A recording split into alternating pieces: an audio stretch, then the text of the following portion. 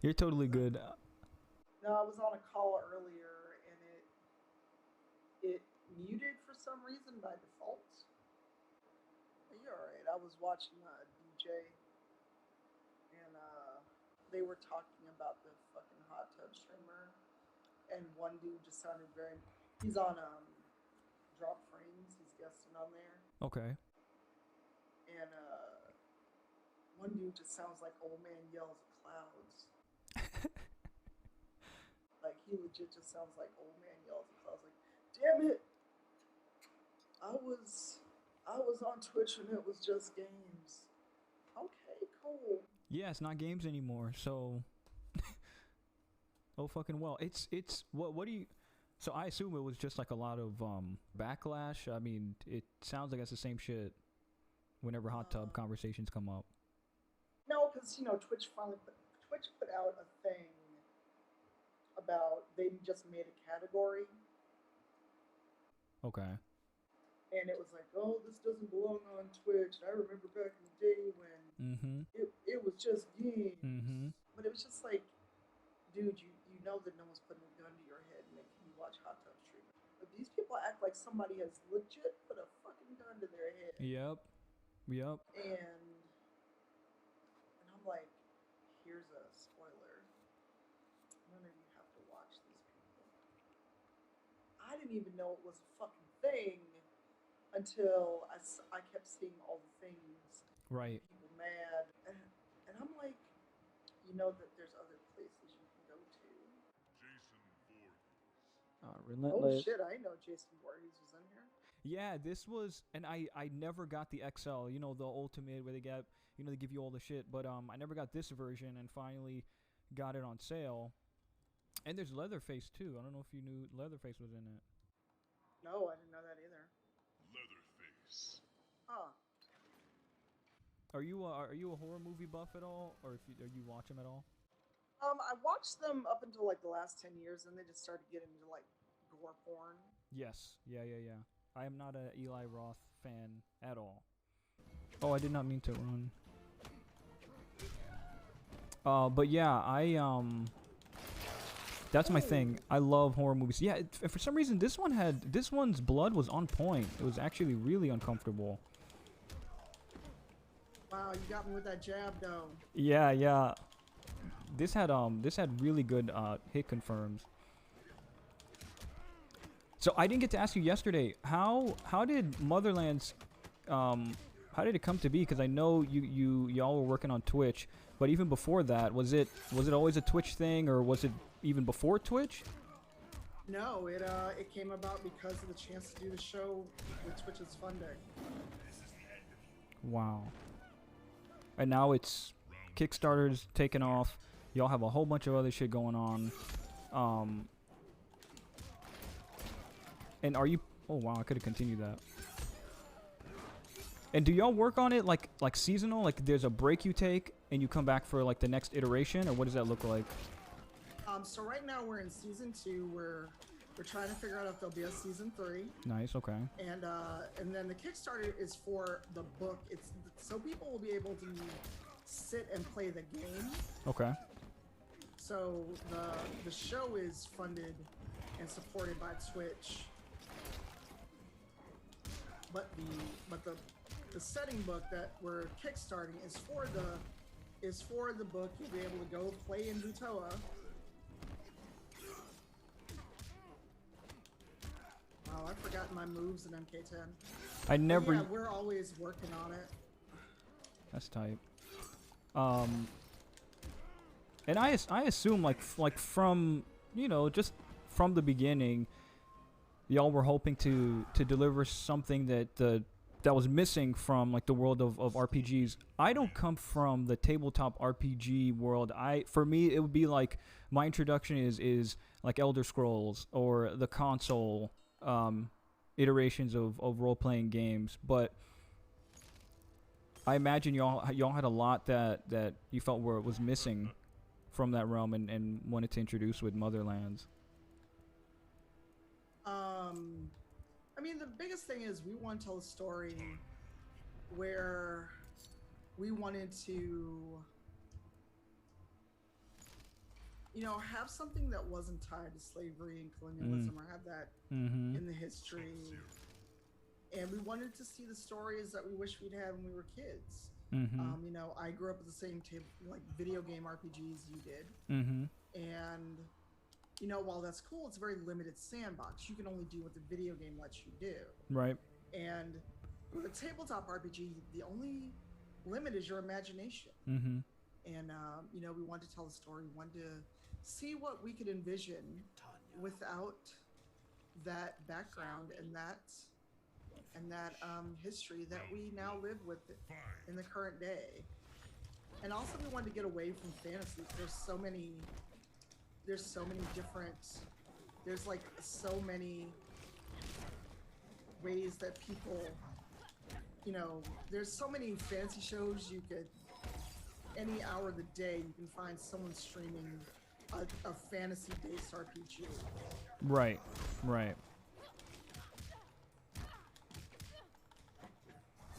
And I'm seeing that a lot more now too. I've only recently got into D&D. How long have you been playing that? Playing RPGs or D&D? No, D&D in particular. Since first edition, I am D&D years old. Damn. And I gotta play my namesake more often. Damn. Yeah, really. But we actually did it for a friend of ours, his surprise birthday party.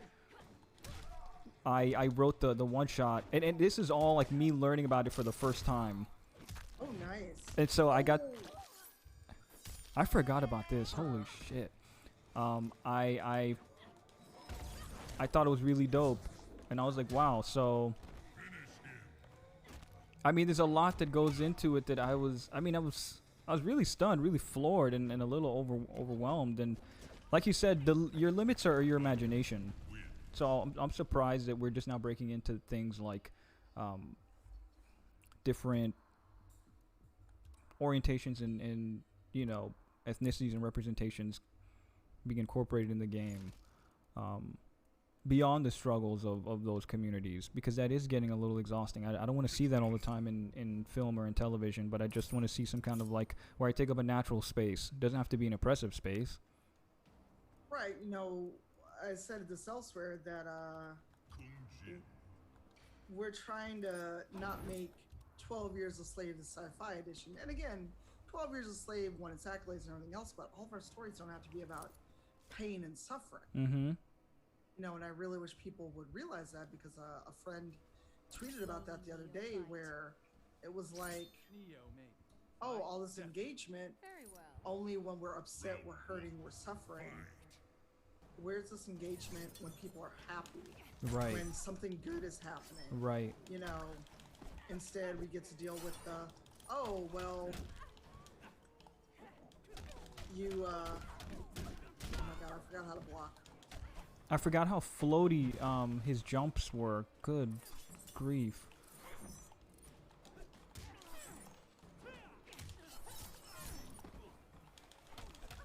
Yeah, it MK10 feels so different. Yeah, there's all totally. this engagement when we're upset. Last June, coming up on the year, because yesterday was the anniversary of George Floyd's murder, and there's people that want to, do all this symbolic, useless shit. Right. In the name of, oh, I acknowledge and Black Lives Matter. Like, I got someone that I've ordered food from sent out this email like, oh, for the 8 minutes and 60 seconds that George Floyd was being murdered, we're gonna like stop operations, turn off our grills. It's like, the fuck does that do? Yeah, I know it's a lot of performance that's coming out now in ways that just does not help any kind of movement. And again, he did not die as a martyr. This was somebody who like fought to live. I remember seeing that on Twitter. So he was murdered. Exactly. It wasn't this this moment of martyrdom. It was murder. And it was people would understand that. I mean, even Nancy Pelosi, which is gonna forever irritate the shit out of me, Yeah. made it out like he just gave his life Yes. Yeah. for the cause, and it's like Uh-huh. this man was murdered on video, and the fact that the guy who murdered him actually got guilty on all 3 charges Mm-hmm. is a shock. Mm-hmm. And and that's I don't want to. Oh my God, that's so extra. His fatality was Wow. so stylish. It really was. I know, but that's just like so extra. I know it's Mortal Kombat, but wow. Very gratuitous, I know. No, but you're absolutely right. And man, just Nancy, I don't know what's been going on, but it's just like every I'm just hearing shit all the time. She's just not saying or doing the right things. It's just a lot of dumb shit happening. I don't know what the hell to make of it. Well, and also just when we tell our stories, I wish people understood that, and Dave has said this in a few interviews now, that Black joy is also a valid form of protest. Mm. Me refusing to let the world beat me down is a valid form of protest. Mm-hmm. And when we put together the show, we're putting together the book, what we are doing is showing that we can exist in sci-fi. We can exist in these worlds where a lot of times you watch sci-fi movies, post-apocalyptic shit, there's no brown people. Mm-hmm. You're still alive, right? Shame I have to put you down. Round 1. Oh my God, he looks like Outworld McCree. Yeah, it is badass. Where are you getting like most of your inspiration from? Like how often are you sort of like looking at things from your past, or even right now in particular? Like what gives you your best kind of inspiration? I grew up with Star Trek. I remember watching the original Star Trek, and seeing Uhura and realizing there's a black woman who's not a maid, who's not who's standing on a street corner as a character. Mm-hmm. She's the communications officer. Granted, she's still the telephone operator on the ship, Right. but she's an officer. She's, Mm-hmm. She's in her element, and obviously Black Panther is a big influence. But we wanted to have the joy of things instead of the dour. The Empire has won, and we need to take our country back. Right. Oh damn. Oh, that was. That is extra. That was extra. I should be dead. That was extra, really. That was so extra. I wonder if I could deflect that. But I think that's what I find the most appealing about something like Motherlands is it's a very natural existence. I feel like black characters exist in opposition to oppression in a lot of like creative works, but to see it in Motherlands be like a natural birth, like this character exists in the space naturally, is Right. refreshing. And these are characters, both the aliens and the humans that 2,000-3,000 years ago found this planet. They are not merely. It's not like they escaped slavery. They left Earth and wound up here before slavery was a thing. Right. Like the Atlantic slave trade that brought many of us here. Or our descendants, not us. But Oh, that's nice. I am not good with Outworld McCree. Oh, that hit me. Ow. Oh, damn. Anything with the nose just makes my eyes water. Good grief. Yeah, I'm just like, ah, God. Oh, that was my toes. I did not catch that. I didn't realize I had one. I love watching Sonic Fox use McCree. Aaron Black wins. But yeah, it's been refreshing to see that